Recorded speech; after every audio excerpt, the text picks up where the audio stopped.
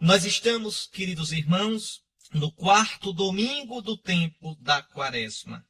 O domingo chamado Domingo Letare. Nesse dia, o sacerdote pode celebrar a missa de roxo ou de cor rosa. O chamado rosa antigo, aquele cor de rosa na tonalidade de goiaba, um rosa goiaba. Por que isso? Porque o rosa é a mistura do roxo com o branco. O roxo da Quaresma com o branco da Páscoa que começa a se aproximar. 2 vezes por ano o sacerdote pode celebrar com a cor rosa. O quarto domingo da Quaresma, hoje, e o terceiro domingo do Advento. 2 tempos de cor roxa. Quando vão se aproximando do final esses tempos, a igreja dá um tom de alegria, de esperança nessa espera, nesse aguardo da festa que vem. Hoje a igreja diz: alegra-te, Jerusalém. Jerusalém é a igreja. Jerusalém é você. Alegra-te. Reuni-vos, vós todos que a amais. Vós que amais a Santa Igreja. Reuni-vos no seio dela, porque ela é mãe. Reuni-vos, porque nela está a força do Senhor. Nela o Senhor nos dá a água do Espírito Santo, como escutamos domingo passado. Esse espírito de paz, espírito de alegria que jorra para a vida eterna. Vós que estáis tristes, exultai de alegria. Como eu posso exultar de alegria se estou triste? Oh, coloque a sua tristeza na alegria do Senhor. Coloque a sua tristeza na fidelidade do Senhor. Saciai-vos com a abundância de suas consolações, das consolações de Jerusalém. A consolação da igreja não é o aplauso do mundo. A consolação da igreja não são as facilidades deste mundo, nem o prestígio, nem a amizade dos grandes. Consolações essas tão frágeis, passam tão fácil. Não, não, não, não. A consolação da igreja é Jesus morto e ressuscitado. Então veja neste quarto domingo. Semana que vem teremos o quinto domingo da Quaresma, o Evangelho da Ressurreição de Lázaro e depois o domingo de Ramos. Está chegando, está chegando. Assim, meus irmãos, nos preparemos continuando com a penitência, a oração, a caridade fraterna, o combate aos vícios. Nos preparemos já procurando o sacramento da confissão. Quem ainda não fez a sua confissão de Quaresma, para bem celebrar a Santa Páscoa, cuide de fazê-lo. Pois estamos nos aproximando da grande semana, a Semana Santa. E a oração da missa de hoje pede a Deus: concedei ao povo cristão correr ao encontro das festas que se aproximam, cheio de fervor e exultando de fé. As festas que se aproximam, as festas pascais. A Páscoa, a Ascensão do Senhor, o Santo Pentecostes. Primeira leitura, primeiro livro de Samuel, capítulo 16, versículos 1, 6 ao 7 e 10 ao 13. Está aí, meus irmãos, nós estamos mais ou menos nesta primeira leitura do livro de Samuel, lá pelo ano 1025 a.C. Muito tempo, né? 1025 a.C. Deus havia já rejeitado Saul. Saul ainda era o rei de Israel, mas Deus não o queria mais. E agora Deus diz ao profeta Samuel: enche o chifre de óleo e vem para que eu te envie à casa de Jessé de Belém. Bom, primeiro essa história de chifre. O que é isso? Se costumava colocar óleo no chifre. Imagine um chifre de um boi, deixava-se o chifre secar, tirava-se aquela carnosidade, aquela cartilagem de dentro do chifre, limpava-se bem, o chifre, a ponta do boi, ficava um recipiente. Na ponta se fazia uma rolha na extremidade e se tampava uma rolha com uma alçazinha para se puxar e pronto. Amarrava-se o chifre com um barbante e se levava na cintura ou a tiracolo, como uma faixa de diácono, uma estola de diácono, uma faixa de missa, a tiracolo. Então, o óleo é o óleo de oliveira, é o azeite. Esse azeite, na Sagrada Escritura, simboliza o Espírito de Deus, a força, a energia do Espírito de Deus. O cristão sabe que é o Espírito Santo. O Espírito de Deus é uma força, é uma energia, mas atenção, não é uma força, uma energia impessoal. Não, é uma pessoa divina. É um eu. É a terceira pessoa da Trindade. Os judeus não sabiam disso. Pensavam que o Espírito de Deus era só uma energia impessoal. Nós cristãos sabemos que o Espírito de Deus é uma pessoa. Jesus vai dizer, ele dará testemunho de mim. Ele tomará do que é meu e vô-lo anunciará. Este Espírito arguirá, julgará o mundo, quanto à justiça, quanto ao pecado, quanto à fidelidade. Eis aqui, o Espírito de Deus. Então, vamos lá. Deus manda Samuel encher o chifre de óleo e ir à casa de Jessé. Com este óleo se ungiam os reis e os sacerdotes. E os profetas? Os profetas também eram ungidos, mas espiritualmente. Ou seja, Deus descia direto sobre eles, sem precisar do rito da unção. Este rito da unção continua no cristianismo. Querem ver? Nós ungimos os batizados. Você foi ungido. Foi ungido no peito com o óleo dos catecúmenos. Que bicho é esse, catecúmeno? Catecúmeno é aquele que está se preparando para o batismo. Por exemplo, neste tempo da Quaresma, a igreja reza pelos catecúmenos. A igreja está grávida daqueles filhinhos que vão nascer na noite da Páscoa. Na Sexta-feira Santa, o sacerdote canta, oremos pelos catecúmenos. Quer dizer, oremos pelos que vão se batizar nesta Páscoa. Então, os catecúmenos são ungidos no peito, quando são criancinhas, antes de receber o batismo, propriamente dito. E se forem adultos, são também ungidos, antes de serem batizados. Em geral, essa unção é no sábado santo, para serem batizados na noite do sábado para o domingo. Então, você também foi ungido na cabeça, na moleira, no dia do batismo, com o santo crisma. O crisma é o óleo por excelência, óleo misturado com perfume. Esse sim, simboliza a força do Espírito Santo. Esse óleo só pode ser consagrado pelo bispo. O bispo o consagra na missa do crisma, na missa da Quinta-feira Santa pela manhã, na catedral. Então, nas catedrais do mundo inteiro, na quinta-feira pela manhã, o bispo, rodeado pelo seu presbitério, consagra o santo crisma, mistura a essência perfumada, sopra em forma de cruz sobre aquele óleo e, impondo as mãos, pede ao Pai que derrame, que impregne aquele óleo com o Espírito Santo do Cristo Jesus. A palavra Cristo quer dizer ungido. Jesus que foi ungido com o Espírito, sobretudo na ressurreição, dê a força do seu Espírito àquele óleo, para que aquele que for ungido receba o Espírito, fonte de água viva que jorra para a vida eterna. Foi o Evangelho de domingo passado. Então, só para você entender, o que mais é ungido? É ungido aquele que vai se crismar, recebe a unção do santo crisma na testa, para receber a força do Espírito Santo. O Espírito Santo como força. É ungido o sacerdote, quando o bispo ordena, unge as suas mãos. Mãos que vão abençoar, sobretudo as mãos que ele vai impor sobre o pão e o vinho para transformá-los no corpo e no sangue de Cristo Jesus.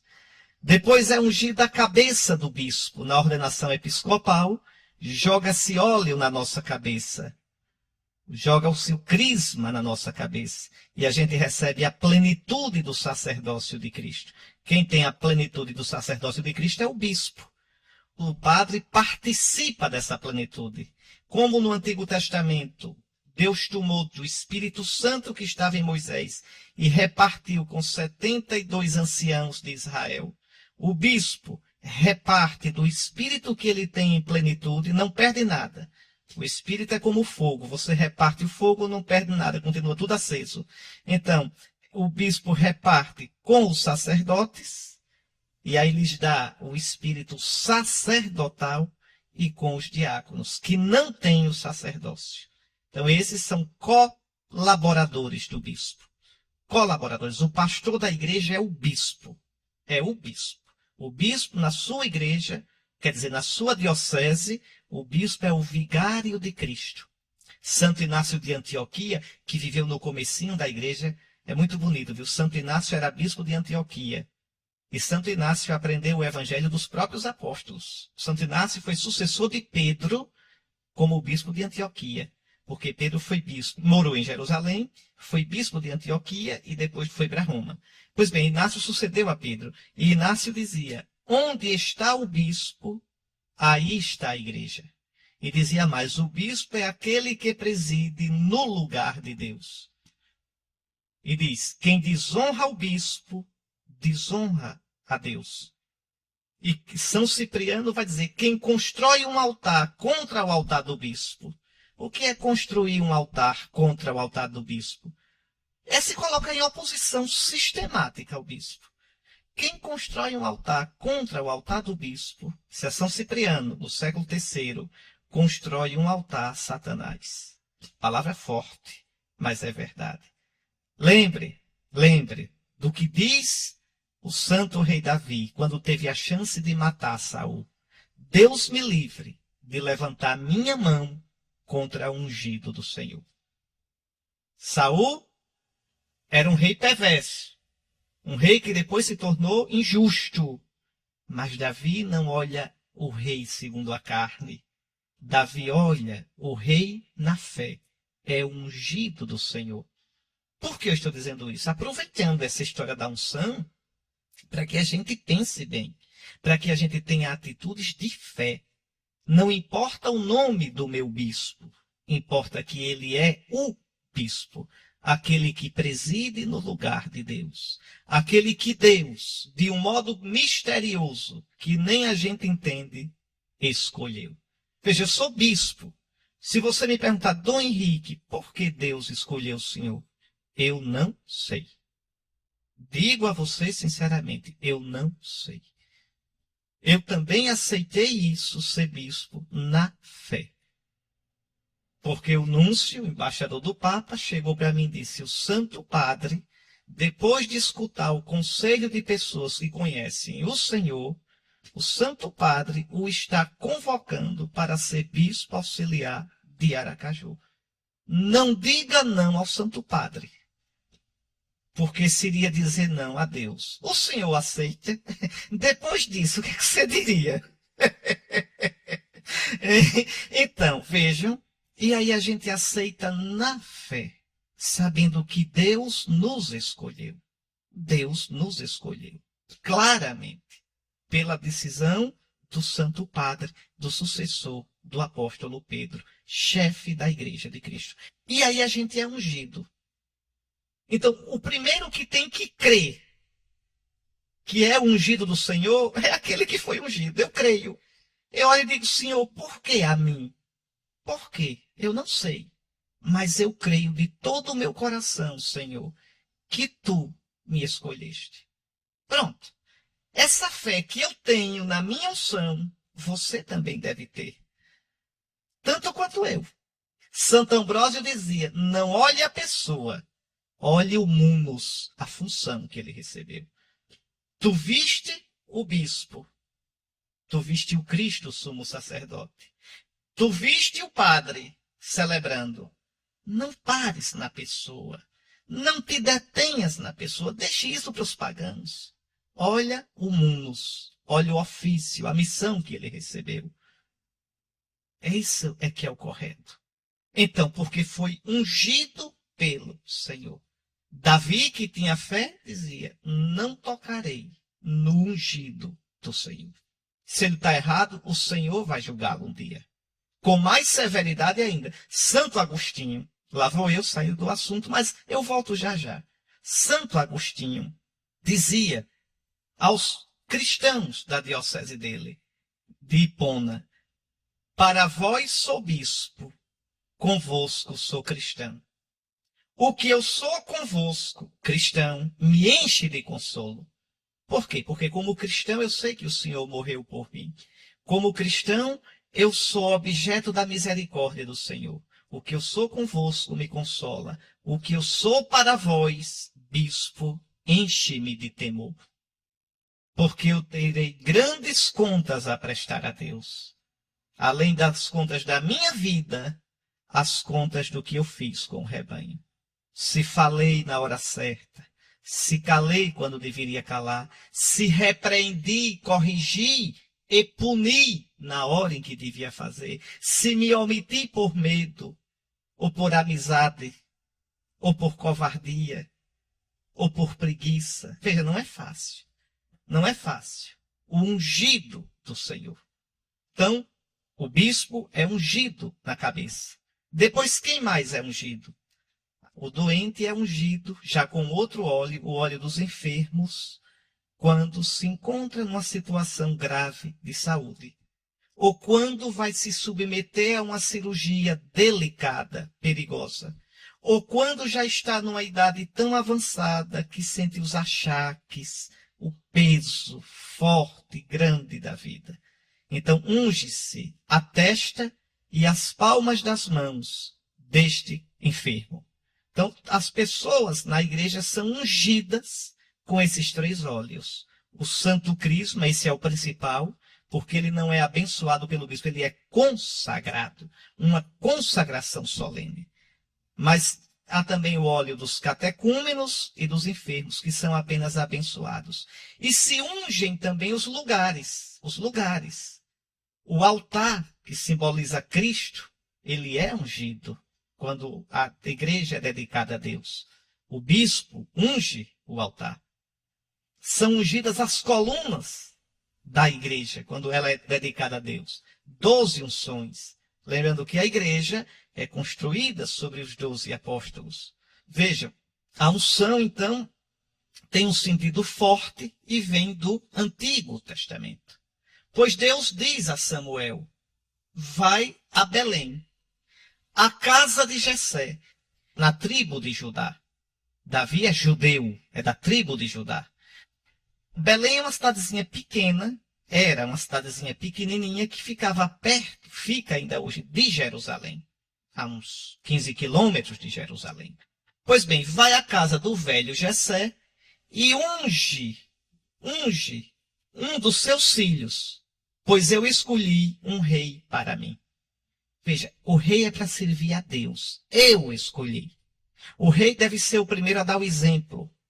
O rei ungido, a autoridade, deve ser o primeiro a defender a viúva, o estrangeiro e o órfão, que eram os pobres da época, os fracos da época. O rei deve ser o primeiro a viver, cumprir a lei do Senhor, viver na aliança e ajudar o povo de Deus, o povo santo, a viver nesta aliança.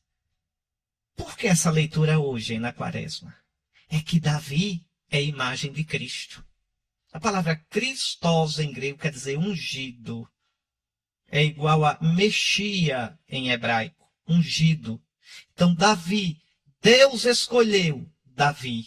E Davi é a imagem de Cristo, o verdadeiro ungido. Quem for para a missa do Crisma na Quinta-feira Santa vai escutar o salmo responsorial belíssimo. Eu escolhi o meu eleito, eu ungi a Davi, meu servidor. Na sua cabeça coloquei minha coroa, minha verdade e meu amor estarão sempre com ele. A gente escuta isso e lembra do verdadeiro Davi, de Jesus. Eu escolhi esse. Oh, meu Deus, o Senhor escolheu e vai deixá-lo morrer na cruz. Tu dizes que a tua coroa estará sobre ele, a coroa de espinho, antes da coroa da glória. Tu dizes que o trono dele jamais passará, mas antes do trono do céu é o trono da cruz. Que coisa! Como é bonito, como é bonita a nossa fé, como os planos de Deus são diferentes dos nossos. Pois bem, vai à casa do velho Jessé de Belém, Samuel, pois escolhi um rei para mim entre os seus filhos. Jessé tinha uma penca de filho. Assim que chegou, Samuel bota logo os olhos em Eliabe. Agricultor, forte, alto, robusto. E Samuel pensa, certamente é este o ungido do Senhor. Mas no coração escuta logo o que Deus diz. Não olhes para a sua aparência. nem para a sua grande estatura, porque eu o rejeitei. Quer dizer, eu não escolhi este.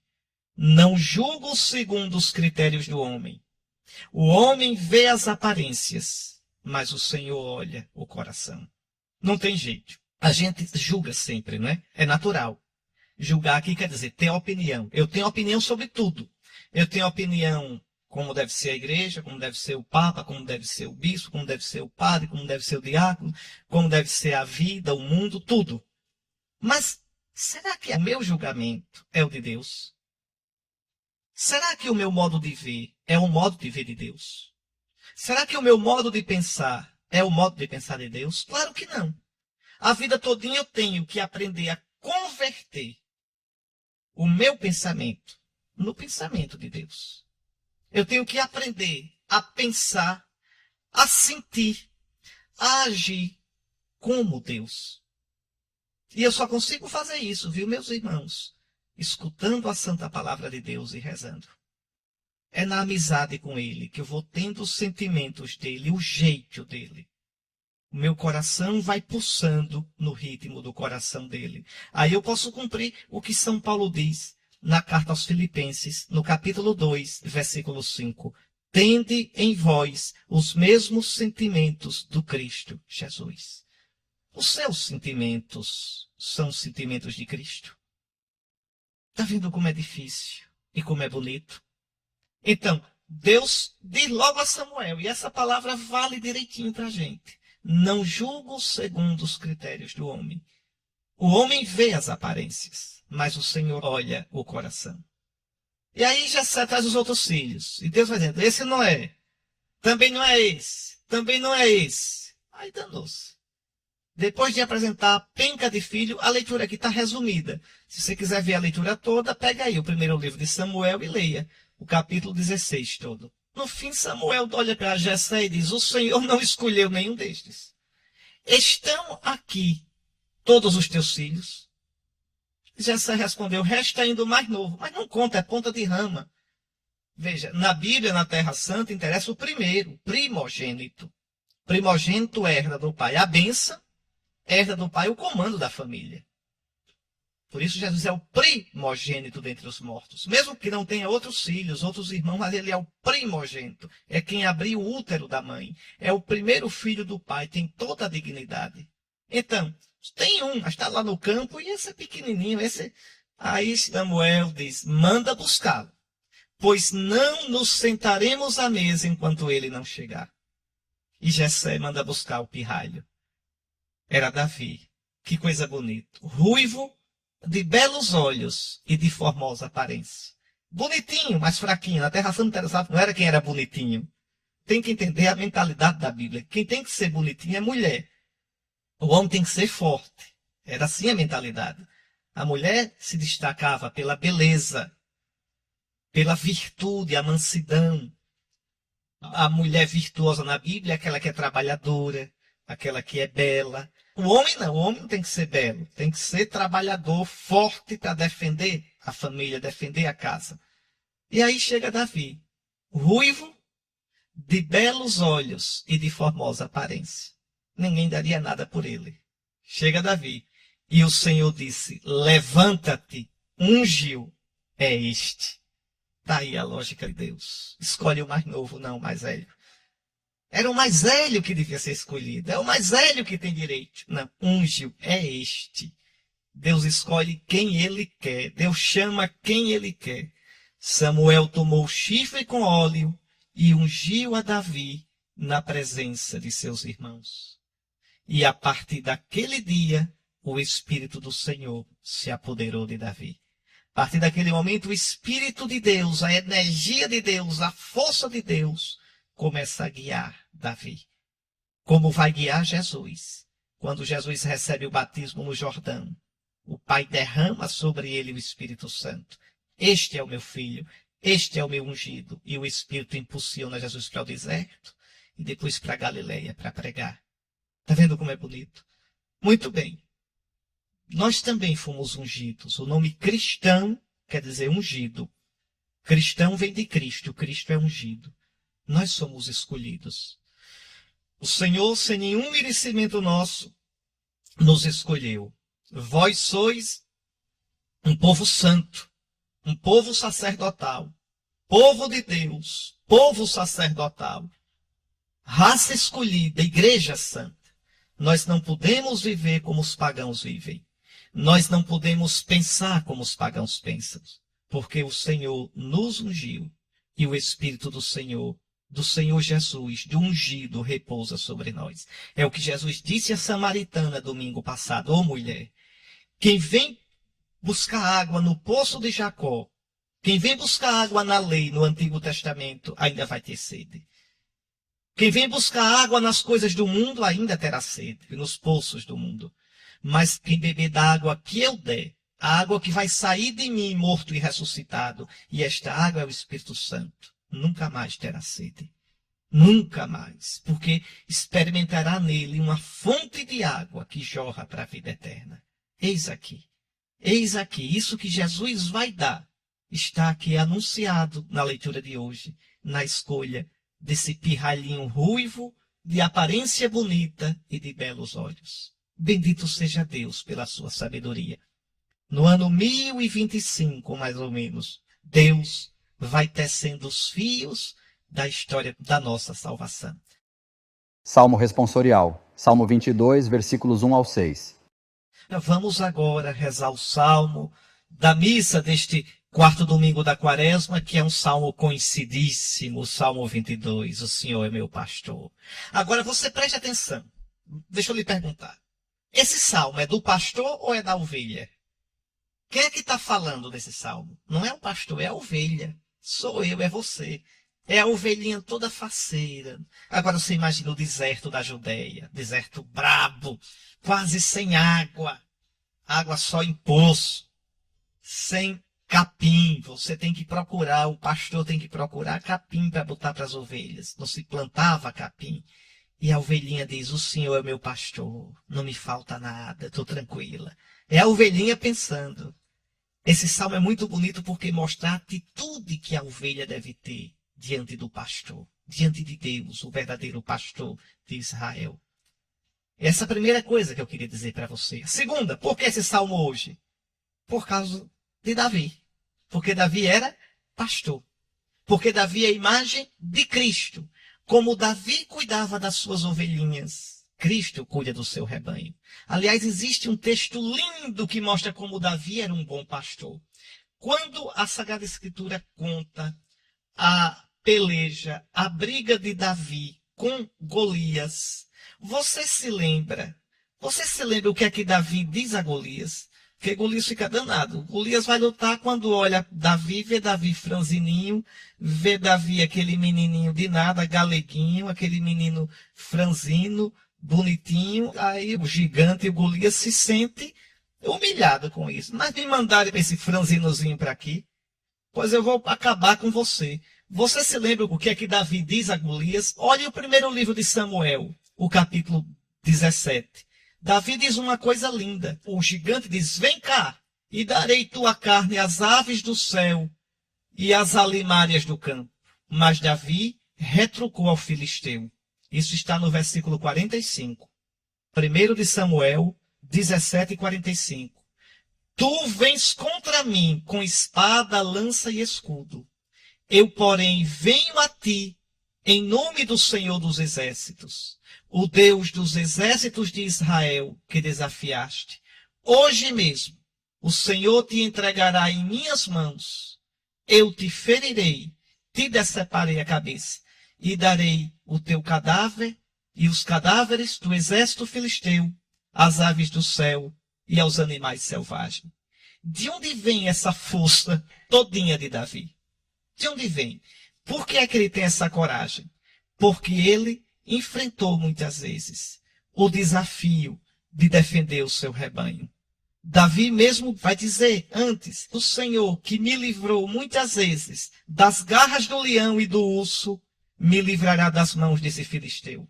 Ele diz a Saul. Saul diz, como é que você xoxinho vai lutar contra esse filisteu?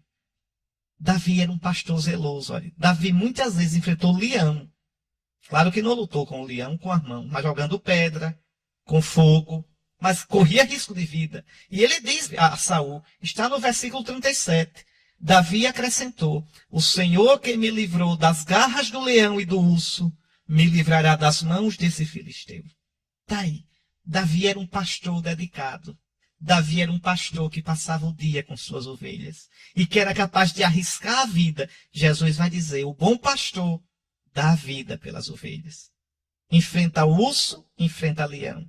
E o Davizinho pequenininho, xoxinho, diz, o Senhor que me livrou muitas vezes das garras do urso e do leão, me livrará desse filisteu. Então aqui o bom pastor é Jesus, o verdadeiro Davi. E o terceiro motivo para esse salmo é que este salmo, veja, estamos na quaresma. Eu já expliquei a você que na quaresma os catecúmenos se preparam para receber o batismo, a crisma e a eucaristia, os 3 sacramentos juntos, na noite da Páscoa. E nós todos nos preparamos para renovar nossas promessas do batismo. E o salmo de hoje fala desses 3 sacramentos. O Senhor é o pastor que me conduz. Me conduz para onde? Para as águas repousantes. Quais são as águas repousantes? A água do batismo. Jesus disse domingo passado, mulher, quem beber da água que eu der. E Jesus vai dizer no evangelho de hoje. Você vai ver, daqui a pouco você vai escutar o evangelho de hoje. A quaresma preparava os catecúmenos para o batismo na Páscoa, para morrer e ressuscitar com Cristo. E nos prepara para renovar as promessas do batismo. Então o Senhor me leva para a água repousante do batismo, com óleo vós ungis minha cabeça, o óleo da crisma, da confirmação, e preparais à minha frente uma mesa à vista do inimigo, a mesa da Eucaristia. Aqui estão os 3 sacramentos da iniciação cristã. O batismo, a crisma e a Eucaristia. Que o Senhor, nosso pastor, nos conduza. Melhor ainda, Ele nos conduz. Que nós nos deixemos conduzir por Ele. Para esse manancial de vida eterna.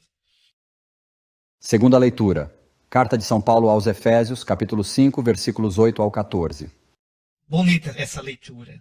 Conselhos de São Paulo no tempo da quaresma. Vamos lá, irmãos. Outrora éreis trevas, mas agora sois luz no Senhor. Quando é que a gente era treva? São Paulo está escrevendo para os cristãos de Éfeso. Na verdade, essa carta de São Paulo não foi para o pessoal de Éfeso. Era uma carta que foi de uma vez só para várias igrejas, quer dizer, várias dioceses. E então se colocava o nome da igreja de acordo com a igreja que se mandasse. E a cópia que sobrou era para os Efésios. Então ficou carta aos Efésios, porque foi a cópia da carta que a gente pegou. Mas, na verdade, era uma carta circular para várias igrejas da região da Ásia Menor. São Paulo visitou Éfeso, passou 3 anos em Éfeso, viu?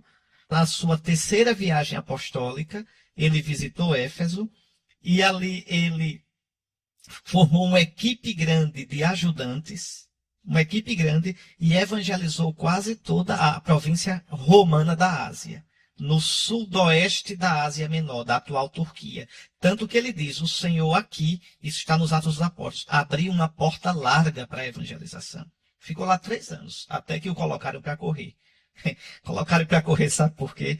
Porque lá em Éfeso, viu, tinha o grande templo de Ártemis, a mãe Ártemis. Era uma deusa cheia de peitos. Quer dizer que ela era generosa, era fecunda, tinha bem uns 10 peitos. Se podia mamar à vontade. É como o governo, se pode mamar à vontade. Essa é a mentalidade do brasileiro, que é do governo, é para a gente tirar um proveito. Pois bem, assim era Ártemis, a deusa dos Efésios. E tinha um templo grande lá, e vinha peregrino de todo canto, e se vendiam as imagens de ouro de Ártemis. Os ourives ganhavam um dinheiro doido ali. E quando São Paulo começou a pregar o evangelho naquela região, foi muito bem sucedido. E aí atingiu o comércio. E os ourives se danaram, treparam-se nos tamancos e saíram gritando pelo meio da rua, é grande a Ártemis dos Efésios. E terminaram colocando São Paulo para correr. São Paulo foi embora de Éfeso. Foi embora. Na última viagem dele, ele não passa mais em Éfeso. Ele não passa. Ele se despede dos cristãos, dos presbíteros de Éfeso, manda chamá-los e se despede deles. Já voltando dessa 3ª viagem. Porque de Éfeso ele foi a Corinto, demorou-se em Corinto, Quando voltou para Jerusalém, onde foi preso, ele nem passou mais por Éfeso. De longe mesmo, ele se despediu. Está lá nos Atos dos Apóstolos. Então, São Paulo diz, outrora eres trevas. Outrora vós vivis nas trevas. Vós vivis no paganismo. Não adianta, meus irmãos. Quem nos ilumina é Cristo. Mas, Dom Henrique, aquela pessoa é boa, não é cristã, mas é boa. Tudo bem, tudo bem. Eu não estou dizendo que os cristãos são melhores do que os outros. Aquela pessoa boa que não é cristã vive na treva. É boa, é educada, paga imposto direitinho, ajuda a velhinha a atravessar a rua, é um político honesto, é um empresário bom. Pronto, é uma pessoa boa, mas não descobriu ainda a luz de Cristo. Não descobriu ainda a lógica de Deus. E como é que a gente faz para descobrir a lógica de Deus? Quando crê em Jesus morto e ressuscitado. A lógica de Deus passa pela cruz. Não adianta.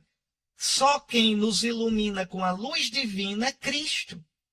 Não confunda a luz de Cristo, a sabedoria de Cristo, com a sabedoria humana.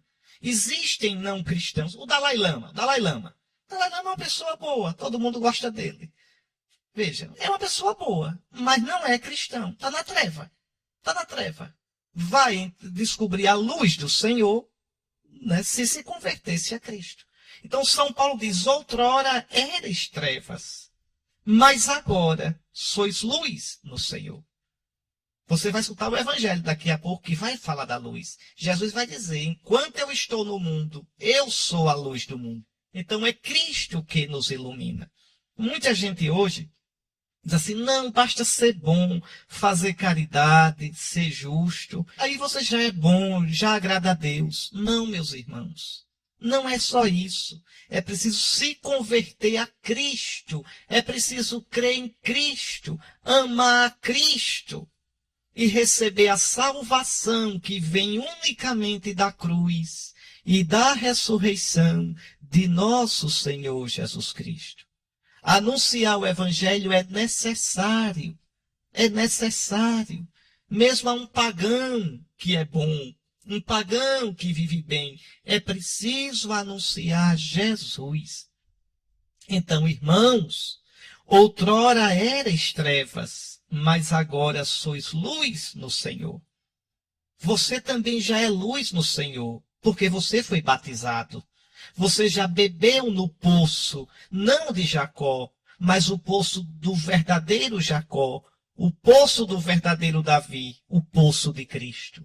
Senhor, onde encontrarás água viva para dar de beber? A samaritana perguntou domingo passado.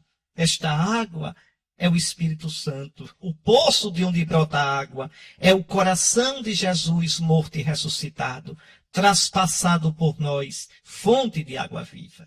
Então você já deve viver como luz no Senhor. Agora sois luz no Senhor. A gente é luz não com a luz da gente. A gente é luz na luz do Senhor.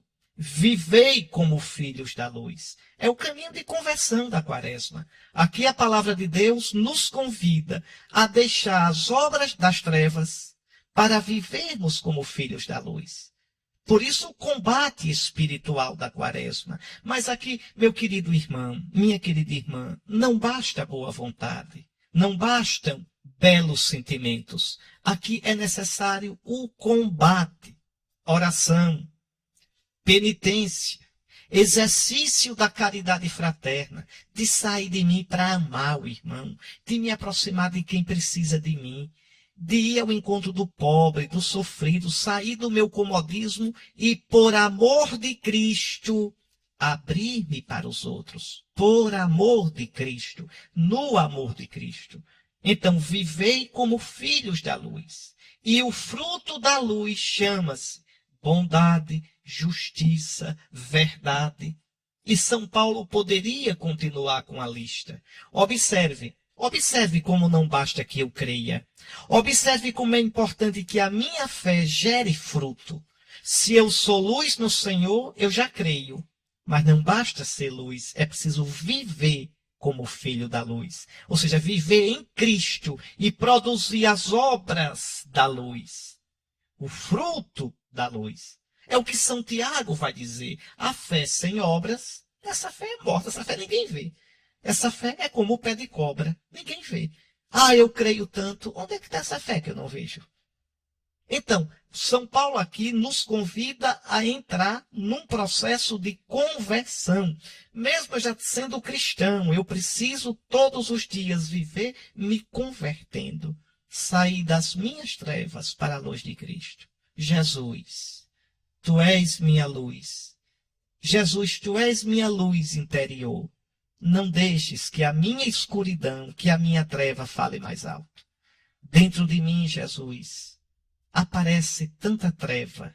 Dentro de mim há uns sentimentos, uns pensamentos, uns impulsos tenebrosos. Jesus, tu és a minha luz. Que a tua luz me fale mais alto do que as minhas trevas. Não deixes que minhas trevas, Jesus, como uma mancha de óleo no mar, se espalhem e poluam e tomem conta do meu coração, do meu pensamento. Não, não, não. Jesus, tu és minha luz. Não deixes que minha escuridão me fale. Jesus, tu és minha luz. Ensina-me a viver no teu amor. Porque outrora, por mim mesmo eu sou treva.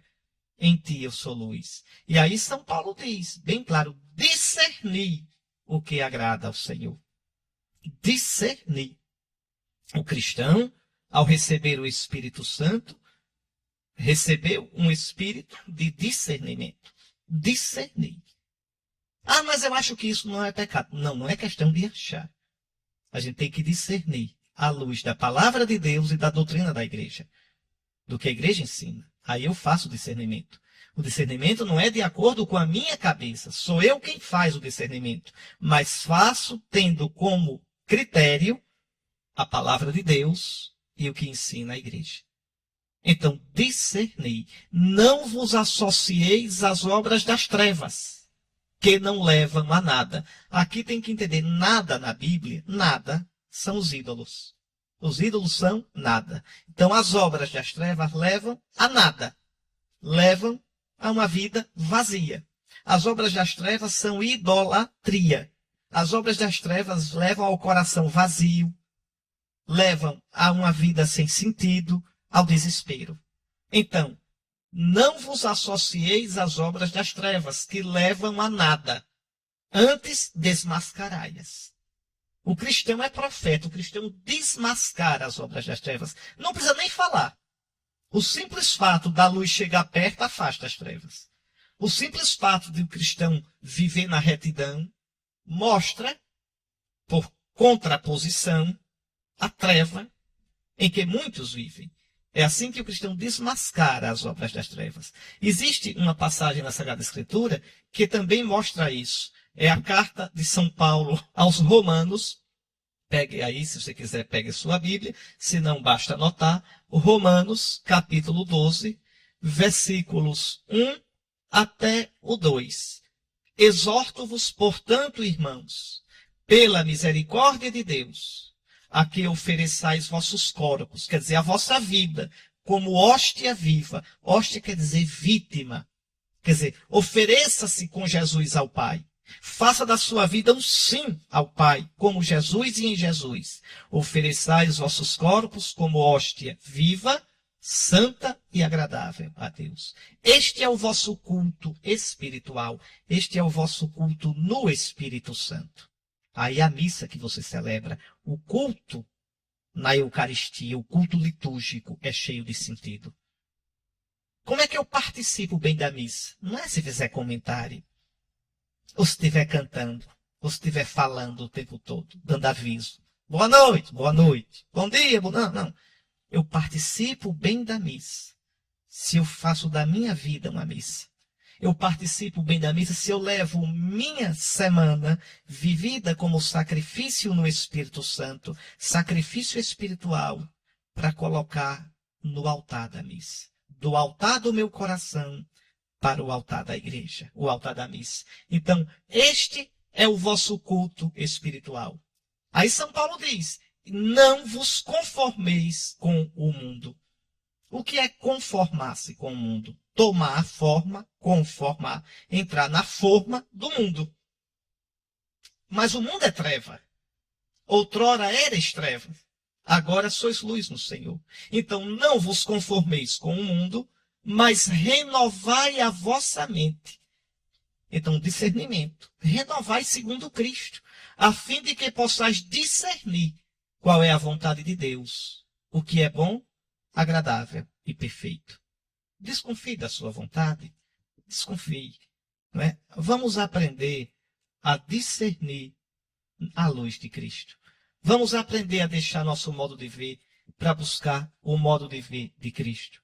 E aí São Paulo, ainda falando da treva, diz: o que essa gente faz em segredo, tem vergonha até de dizê-lo. É verdade.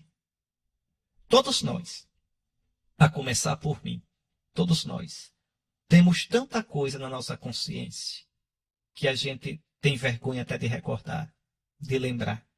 Então, porque são obras das trevas, são tendências que vêm das trevas. E é preciso iluminar com a luz de Cristo. E aqueles que vivem nas trevas não assumem que estão nas trevas. Pensam, coitados, que estão na luz. Aí São Paulo diz: tudo o que é condenável torna-se manifesto pela luz. E tudo o que é manifesto é luz. Não adianta, no fim dos tempos, todas as nossas obras, também as suas, viu? As minhas, tudo será colocado às claras. Tudo, tudo. É por isso que se diz: desperta tu que dormes. Dormes onde? No pecado. Dormes no pecado. Dormes nas trevas. Levanta-te tu que dormes. Levanta-te dentre os mortos. Ressuscita. Sobre ti Cristo resplandecerá. O Cristo cuja glória brilhou domingo atrasado no Monte Tabor. Se você entrar no combate com Cristo, como no primeiro domingo da quaresma, Cristo enfrenta o diabo, e eu disse, ele entrou para combater Satanás 40 dias no deserto, para que você entre com ele e combata também. Aí você vai brilhar na luz de Cristo, como ele brilhou no domingo atrasado no Monte Tabor. Para isso você bebeu da água da vida do batismo, que é o Espírito Santo. Por isso, você no evangelho de hoje vai ser curado da sua cegueira para ver a luz. E a luz é Jesus. Evangelho de São João, capítulo 9, versículos 1 ao 41. E agora vamos escutar mais um daqueles evangelhos compridos da quaresma, mas são tão gostosos de ouvir. O que evangelhos bonitos. São João escreve de um modo impressionante. Então vamos lá, olha. Primeiro domingo, as tentações. Não é isso? Entrar com Jesus no deserto quaresmal, para com ele ser tentado e com ele vencer. No segundo domingo, a transfiguração do Senhor. Jesus nos mostra onde a quaresma vai dar, onde nossa luta nos leva a sermos transfigurados com Cristo. Quem presencia, quem se une a Cristo na sua paixão e na sua ressurreição, pode testemunhar a glória de Cristo. Por isso Jesus dizia no Evangelho de domingo atrasado: não conteis a ninguém essa transfiguração, até que o Filho do Homem ressuscite dos mortos. Não pode proclamar a glória de Cristo quem não passou pela cruz de Cristo. Depois, no domingo passado, terceiro domingo, a samaritana. A mulher pagã que tinha 5 maridos, os 5 deuses dos samaritanos. Já tiveste 5, e o que tens agora também não é teu marido. Não adianta adorar o Deus de Israel porque vocês adoram errado. A salvação vem dos judeus. Isso domingo passado. Deixar de beber desse poço, mulher, e beber do poço que sou eu vou dar o Espírito Santo. E a mulher deixa lá o cântaro, não vai mais nunca pegar daquela água, porque descobriu o poço verdadeiro que é Jesus. Então, isso domingo passado, também você, pelo batismo, teve acesso a esse poço que é Jesus. Beba dele e você não terá sede. Tudo isso uma catequese a igreja vai fazendo, preparando para o batismo os catecúmenos e preparando a gente para renovar a nossa vida batismal. Um dos nomes do batismo na antiguidade era sacramento da iluminação, porque a gente passa da cegueira, outrora eras trevas, agora sois luz no Senhor. Por isso esse evangelho de hoje, belíssimo. Olha, meus irmãos, são evangelhos de tirar o fôlego, de uma beleza impressionante. São longos, não são? Mas isso aqui não tem jeito. É para comentar versículo por versículo, olhando o nosso Jesus. Naquele tempo, ao passar, Jesus viu um homem cego de nascença. Aqui, Jesus está em Jerusalém para uma das festas dos judeus e vê esse homem. Escuta só, esse homem nunca viu a luz, é cego de nascença. Esse homem representa os pagãos. São Paulo disse, outrora eres trevas, vivíeis nas trevas, nunca vistes a luz. Esse homem representa os pagãos e representa também os judeus que não creem em Jesus. Então é cego, não vê a luz, nunca viu, nem tem ideia da luz. Os discípulos perguntaram a Jesus, mestre, quem pecou para que nascesse cego? Ele ou seus pais? Aqui a nossa mania de querer explicar do nosso modo as coisas da vida, não do modo de Deus. É a nossa justiçazinha capenga. Se esse homem está sofrendo, está pagando o que fez. Pronto. O que foi que essa pessoa fez para merecer isso? Não é assim que a gente pensa? Então, mestre, quem pecou? Ele ou seus pais? Ele está pagando a culpa dos pais? Olha, o profeta Jeremias e o profeta Ezequiel já tinham dito que isso não vale. É danado, o povo é danado, ainda hoje é assim. No século VI a.C., o profeta Ezequiel disse em nome de Deus, acabem com esse ditado que vocês dizem, Israel. Os pais comeram uvas verdes e os filhos nasceram com os dentes estragados. Não era um ditado, quer dizer, os filhos pagam pelos pais. Isso está no capítulo 14 do profeta Ezequiel. Está lá, 14, versículos 12 e seguinte. A palavra do Senhor me foi dirigida nesses termos. Filho do homem, se uma terra pecar contra mim, agindo com infidelidade, e eu estender a minha mão contra ela para destruir a sua ração de pão, trazendo sobre ela fome, exterminando dela homens e animais, ainda que estejam ali estes 3 homens, a saber, Noé, Daniel e Jó, eles, em virtude de sua justiça, salvarão as suas almas. Então, atenção, eu castigo a todos, mas salvo esses. Cada um vai pagar pela sua culpa. Os filhos não pagam pela culpa dos pais. Isso vai aparecer no profeta Jeremias, isso vai aparecer no profeta Ezequiel. Você pode olhar Jeremias 31, 29, pode olhar o capítulo 18 de Ezequiel. Então, muitas vezes, Deus vai corrigir o povo com isso. E ainda depois que Deus ensina isso pela boca dos profetas, o povo, 500 anos depois, ainda tem essa ideia na cabeça. Uns pagam pelos outros. Mestre, quem pecou? Ele ou seus pais? Aí você pode dizer, está vendo, Dom Henrique, a reencarnação? Se ele é cego de nascença, como é que ele pode ter pecado? Foi em outra encarnação? Não, não. Se você estudar os rabinos de Israel, os rabinos diziam que no ventre da mãe a criança também podia pecar. Então, mestre, quem pecou? Ele na barriga da mãe ainda? Veja, não em outra encarnação, que não existe. Na Bíblia não se pensa nunca em outra encarnação. Então, quem pecou? Ele no ventre da mãe ou seus pais? E ele está pagando porque nasceu cego? É a pergunta que fazem. E olha o que Jesus responde. Nem ele, nem seus pais pecaram. Nem ele, nem seus pais. Mas isso serve para que as obras de Deus se manifestem nele. Ou seja, entenda, os percalços da vida, os sofrimentos da vida, as dificuldades da vida, a gente não vai entender por que elas acontecem. Mas saiba, se a gente enfrentar essas dificuldades, estes percalços, confiando em Deus, tudo isso termina sendo para a glória de Deus. Porque a gente triunfa. Porque a gente sai desses percalços, dessas dificuldades, mais fortes, mais maduros, mais tementes a Deus. Nos tornamos um testemunho vivo do amor a Deus. Então, ao invés de ficar perguntando o porquê, e o querendo explicação com teorias capengas, da nossa cabecinha curta, da nossa inteligência pequena, que a gente entenda que por trás dos mistérios da vida, Deus está presente e nos convida a tirar do mal o bem, da derrota a vitória, da treva a luz. Então Jesus diz, nem ele pecou, nem seus pais. Isso serve para que as obras de Deus se manifestem nele. Oh, meu Jesus, que nas dificuldades da minha vida, as tuas obras se manifestem em mim.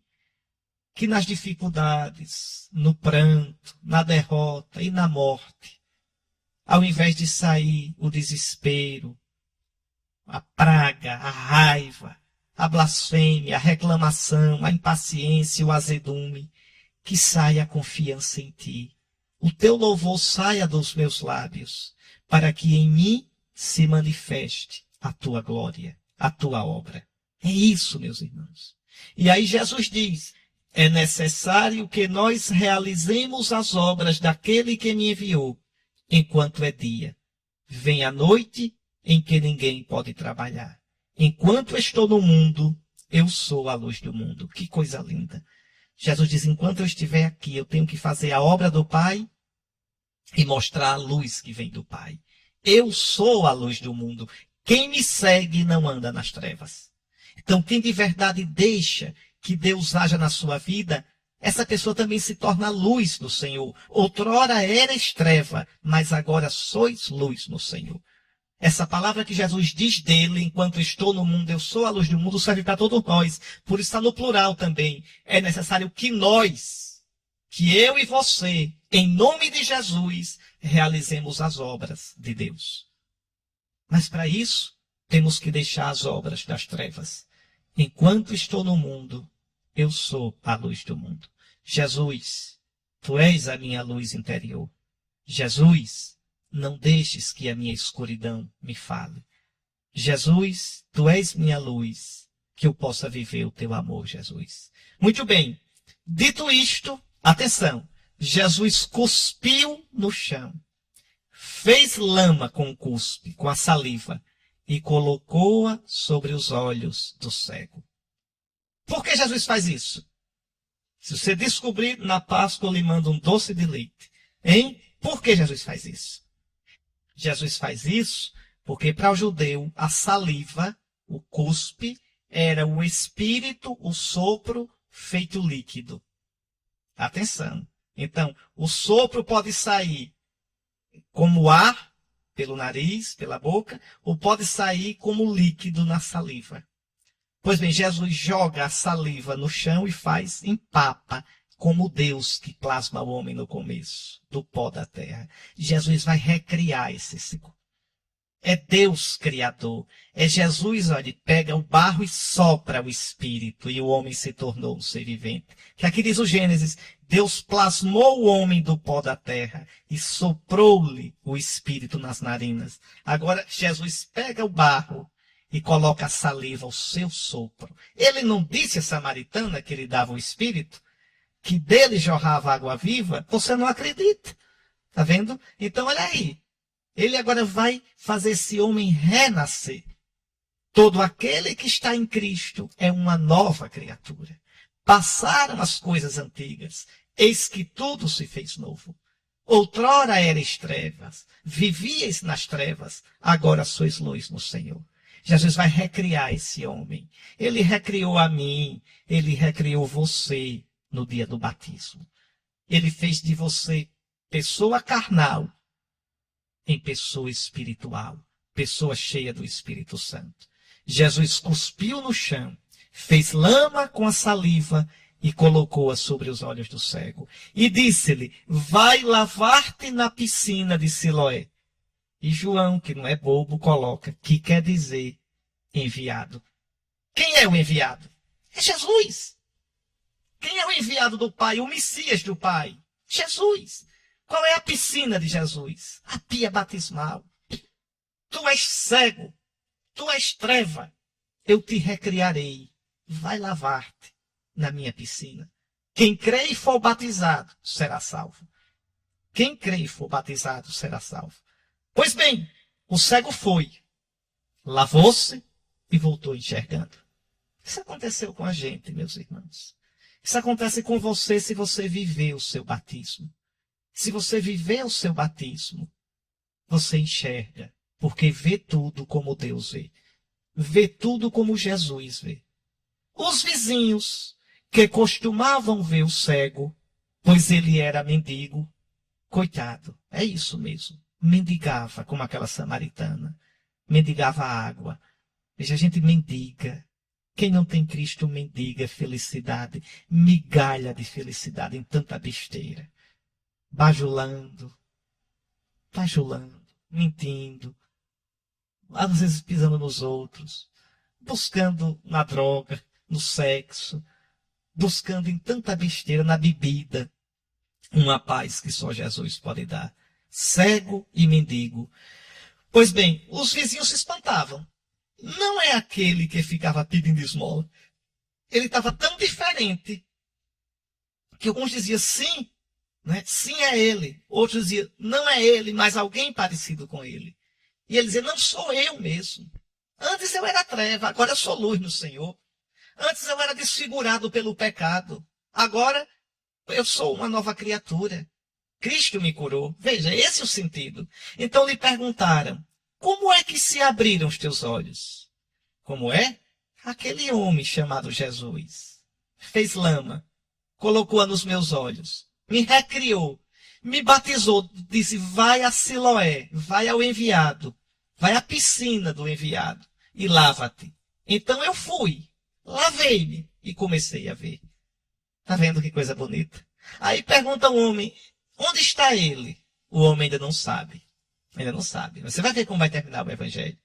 Levaram então aos fariseus o homem que tinha sido cego. Oh meu Deus, levar aos fariseus, levar aos judeus. Os judeus passaram, é o Antigo Testamento. Por que você quer voltar para o Antigo Testamento? Me dá uma tristeza quando eu vejo um cristão dizendo, olha, não pode fazer transfusão de sangue não, porque está proibido no Antigo Testamento. Oh, meu filho, você foi batizado na piscina do enviado, na piscina de Jesus, você é cristão. Volte não para a prática dos judeus. Ah, não pode comer alimento impuro, tem que guardar o sábado, não pode comer carne de porco. Homem, acabe com isso, pelo amor de Cristo. Não existe mais distinção entre alimento puro e impuro. Ah, não tem mais esse negócio de guardar sábado, não. Você é cristão. Acabou. Acabou tudo isso. Então, você agora está numa vida nova.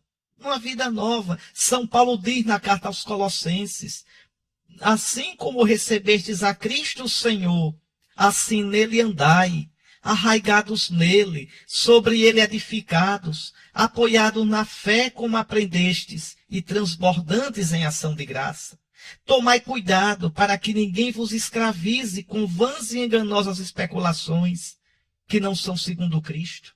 Está lá no capítulo 2 de Colossenses, nos versículos 6 até o versículo 8.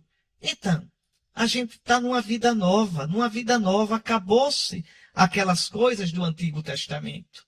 É muito triste. Levam o cego que agora está na luz de Cristo, levam, pelo amor de Deus, para os fariseus. Para os fariseus. São Paulo diz ainda no capítulo 2, olha o versículo 16. Portanto, ninguém vos julgue por questões de comida e bebida. Não aceite que ninguém venha dizer, não pode fazer transfusão de sangue. Tem que guardar o sábado, não pode comer carne de porco. Está aqui, Colossenses 2, 16 e seguintes. Ninguém vos julgue por questões de comida e bebida, ou a respeito de festas anuais, as festas judaicas, viu? Ou de lua nova, ou de sábados. Ninguém venha perguntar por que eu não guardo o sábado. Porque se perguntar, eu digo, é porque eu sou cristão. Eu me lavei na piscina do enviado. Não me leve para os fariseus novamente. Não me leve para os judeus. Eu não sou judeu. Não venha dizer que eu não posso fazer imagem. Eu posso fazer imagem de Cristo dos Santos. Eu não sou judeu. Eu não estou debaixo da lei de Moisés. Não me venha mostrar a Bíblia com o Antigo Testamento. Porque não me leve para os fariseus. Os fariseus não vão entender nada de mim. Porque eu era cego. Mas agora eu fui lavado na piscina do enviado. Eu sou luz no Senhor. Está aí. Então erram. Levaram então aos fariseus o homem que tinha sido cego. Mas os fariseus são cegos. Os fariseus não se lavaram na piscina do enviado. Os fariseus não enxergam. Ora, era sábado, o dia em que Jesus tinha feito lama e aberto os olhos do cego. E pensar que tem cristão que guarda o sábado. Olha que coisa triste. Veja, Jesus está mostrando que acabou-se o sábado dos judeus. Novamente, então, lhe perguntaram os fariseus, perguntaram ao cego, como ele tinha recuperado a vista. Aí o cego diz, colocou lama sobre meus olhos, o espírito dele, fui lavar-me e agora vejo. Aí os fariseus dizem, esse homem, esse Jesus, não vem de Deus, pois não guarda o sábado. Veja a cegueira dos fariseus, são cegos, cegos. Cego, o cego vai explicar para eles. Como é que um homem que não vem de Deus faz um milagre desse? Vocês é que têm que mudar. Vocês estão julgando Jesus com a cegueira de vocês. Como às vezes a gente quer julgar Deus, quer julgar Jesus a partir da gente. Por que é que Jesus não permite o divórcio? O que é que tem tão moderno? Por que é que Jesus proíbe experiências com embriões para fazer célula-troncos? Que igreja quadrada é essa? Por que não permitir o casamento de pessoas do mesmo sexo? Por que não permitir a eutanásia? Por que não permitir relações fora do casamento, pré-matrimoniais? Por quê? Por quê? Por quê? E eu vou julgando Jesus com a minha cegueira. Não! Não é Jesus que tem que se converter a você. Não é a igreja que tem que mudar a doutrina que Jesus ensinou a ela para agradar a você e para ser boazinha. Sou eu quem tenho que me converter. É você que tem que se converter. Esses fariseus deviam se converter. Dizem logo, esse homem não vem de Deus, pois não guarda o sábado. Não cabe na nossa inteligência, não cabe na nossa lógica. Mas outros ainda diziam, como pode um pecador fazer tais sinais? E aí os fariseus perguntam ao cego, tu, o que dizes daquele que te abriu os olhos? O cego agora está mais sabido do que os fariseus. Diz, é um profeta. Jesus é mais do que um profeta. Repare, o cego, primeiro não sabia nem onde estava Jesus. Quem foi o homem? Não sei. Leva até Jesus. Agora veja, ele já diz, é um profeta. Vai cada vez mais. Então os judeus não acreditaram que ele tinha sido cego. Pronto. É mais fácil fazer assim do que crer em Jesus. Os fariseus fazem tudo para não crer em Jesus. Pronto. Pecam contra o Espírito Santo. Porque estão vendo, mas não aceitam. Chamaram os pais. E os pais tiram o couro por fora. Pergunta a ele que ele já é de maior. Porque o que é que João diz? Os judeus já tinham combinado expulsar da sinagoga quem declarasse que Jesus era o Messias. Essa frasezinha aqui de João é porque quando o evangelho foi escrito, já estava realmente decidido. Depois do ano 70, Jesus morreu no ano 30. Depois do ano 70, os judeus decidiram que todo aquele judeu que cresce em Jesus era expulso da sinagoga. Por isso João coloca isso aqui. Está certo? Bom, então por isso os pais deles, olha, ele é maior de idade, pergunte a ele. Então os judeus chamaram de novo o homem que tinha sido cego, olha que lenga-lenga, e disseram, dá glória a Deus, quer dizer, fale a verdade, não minta não. Nós sabemos que esse Jesus é um pecador. Que pecado Jesus cometeu? Veja o fechamento para não crer. Veja o fechamento para não enxergar. Nós sabemos que esse homem é um pecador. Aí o cego diz uma coisa linda. Um mendigo, analfabeto. Mas repare o que ele diz. Se ele é um pecador, eu não sei. Só sei de uma coisa. É a coisa mais bonita do mundo. Só sei de uma coisa na vida. Eu era cego. E agora eu vejo. Eu não via nada. E agora eu vejo tudo. Eu era treva. Mas agora eu sou luz no Senhor. Pode me dizer que Deus não existe. Pode me dizer que Jesus não é Deus. Pode me dizer o que quiser. Eu sei da minha vida. Eu era cego. Eu estava na treva. Eu estava sem esperança. Eu mendigava felicidade e não encontrava. Eu era como aquela samaritana que tinha que pegar um cântaro e buscar um pouquinho de beber cada dia e não encontrava paz. Mas eu agora vejo. A minha vida mudou. Perguntaram então ao cego, o que foi que ele te fez? Já é a 10ª vez que pergunta. Aí o cego esnoba. Diz, eu já vos disse, mas não escutastes. Não adianta. Milagre para quem não quer crer. Milagre para quem tem o coração duro não serve para nada. Nada, nada, nada. Tá certo? Aí o cego esnoba. Diz, vocês estão tão interessados assim. Por acaso vocês querem se tornar discípulos dele? Repare que coisa ridícula. Um cego analfabeto, inculto, esmolé, dando um banho nos fariseus, doutores da lei. Aí os fariseus se danam. Você sim é que é um tolo. Você sim é que é discípulo dele. Nós somos discípulos de Moisés. Pois bem, o que é que diz a Escritura? A lei foi dada por Moisés, mas a graça e a verdade nos vêm por Jesus Cristo. Não é mais por Moisés. Não adianta ficar no poço de Jacó. Tem que ir para o poço de Jesus. Não adianta ficar tomando a água da lei do poço de Jacó. Tem que tomar a água que Jesus dá, o Espírito Santo. Esse cego agora foi curado no batismo. Esse cego pode ver. Então os fariseus cegos dizem, você sim é discípulo dele. A gente é discípulo de Moisés. Nós sabemos que Deus falou a Moisés, mas a esse aí o cego dá uma aula para os fariseus. É uma mangação. O cego disse, espantoso. Vós não sabeis de onde ele é? No entanto, ele me abriu os olhos. Nós sabemos que Deus não escuta os pecadores, mas escuta quem é piedoso e faz a sua vontade. Jamais se ouviu dizer que alguém tenha aberto os olhos a um cego de nascença. Se esse homem não viesse de Deus, não poderia fazer nada. Repare o cego como agora enxerga. Repare o cego como agora é luz no Senhor. Repare o cego como agora tem uma sabedoria. Aí os fariseus se danam. Tu nasceste todo em pecado. Tu és gentinha, ralé, e estás nos ensinando. E expulsaram-no da sinagoga. Pronto, você não tem mais lugar, você não é mais judeu. Agora você é cristão, vai estar aqui. Está aí. Jesus soube que o tinham expulsado. Encontrando, perguntou-lhe. Aqui vem o ponto mais alto do evangelho. O mais bonito. Crês no Filho do Homem? E o cego pergunta com a maior humildade. Quem é, Senhor? Para que eu creia nele. E Jesus responde, tu o estás vendo. É aquele que está falando contigo. Quer dizer, eu te curei para isso. Eu te curei só para isso. Para que tu me visses. No Antigo Testamento, meus irmãos, o verbo mais importante é ouvir. Ouve, ó Israel, o Senhor nosso Deus, o Senhor é um só. No Deuteronômio se diz, tu não viste no Monte Sinai nenhuma imagem. Ouve, o teu Deus te falava na escuridão da nuvem, no meio do fogo. Tu não farás imagem de nada, nem no alto no céu, nem embaixo da terra, porque tu não viste nada. Ouve, ó Israel. Por isso era proibido fazer imagem no Antigo Testamento. No Novo Testamento, a palavra que se ouvia se fez carne para a gente ver. O verbo se fez carne e nós vimos a sua glória. Muda o verbo. Continua o verbo ouvir, mas o mais importante é ver. Porque a palavra que não se via se fez carne que se vê.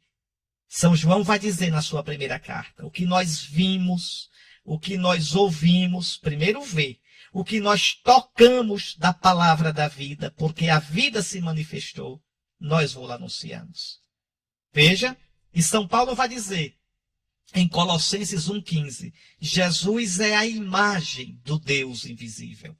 Então agora a gente pode fazer imagem sim, porque o Deus que não se vê, eu posso ver em Jesus. Eu posso ver em Jesus. Jesus é a imagem viva de Deus. E os santos são a imagem viva de Jesus. Porque São Paulo diz, como outrora trouxestes a imagem do homem terreno, agora trazeis a imagem do homem celeste. O que vem da terra é terreno, é terrestre. O que vem do céu é celeste. Cada santo, cada cristão é imagem viva de Jesus. Jesus que é a imagem do Pai. Está aí. Repare como é bonito. Então Jesus cura o cego para que o cego possa vê-lo. Tu o estás vendo. Para isso eu te criei. Tu o estás vendo. Sou eu que falo contigo. E aí o cego diz, Senhor, eu creio. Eu creio, Senhor. E prostrou-se diante de Jesus. Está aí. É cristão. Quer dizer, crê em Jesus. Crê em Jesus. Que coisa mais linda do mundo. Só um pouquinho, viu? Aquela história da imagem que eu falei. Olha aqui, olha. Como foi o homem celeste, tais serão celestes. E assim como trouxemos a imagem do homem terrestre, assim também traremos a imagem do homem celeste. 1 aos Coríntios, capítulo 15, Você pode começar a ler no versículo 44 até o versículo 49. 1 aos Coríntios 15, 44 a 49. Então, está aí, Senhor, eu creio. E aí Jesus diz, eu vim ao mundo para exercer um julgamento, a fim de que os que não veem, vejam, e os que veem se tornem cegos. O que quer dizer isso? Eu vim para trazer minha luz. Aquele que crê em mim, reconhece que não via, crê em mim e passa a ver. Aquele que é soberbo e acha que vê, vai ficar cego. Aquele que acha que só com a sua filosofiazinha, com a sua inteligênciazinha, com a sua cienciazinha, está entendendo tudo e vendo tudo, esse é cego de verdade. E aí os fariseus dizem, porventura, nós somos cegos? Jesus diz, vocês são o mais cegos de todos. Se fosseis cegos, não teríeis culpa. Ou seja, se vocês reconhecessem que eram cegos, não teriam culpa. Se converteriam e eu iluminaria vocês como fiz com esse cego. Mas porque vocês dizem, nós vemos, o vosso pecado permanece. Vocês são cegos de verdade. Meu irmão, é muito bonita a palavra de Deus. É muito bonita. É muito profunda. Quer um conselho? Releia com calma, agora que você entendeu o versículo por versículo. Releia essas leituras depois sozinha aí, na sua varanda, no seu quarto, num cantinho aí que você possa. Releia cada uma dessas leituras, e sobretudo esse evangelho. E deixe o coração voar para nosso Senhor. E peça, Senhor, Senhor, não deixe não, Senhor, que a minha treva fale mais alto. Tu és minha luz, Jesus. Tu és minha luz interior. Não deixes que minha escuridão me fale. Senhor, tu me iluminaste no batismo. Tu me lavaste na piscina do enviado, na tua piscina. Senhor, não deixes que eu viva como quem não tem luz, como os pagãos. Que nosso Senhor esteja com você, que nosso Senhor lhe dê muita fome e sede da palavra de Deus. Deus abençoe vocês. O Senhor esteja convosco. Abençoe-vos o Deus Todo-Poderoso, Pai, Filho e Espírito Santo.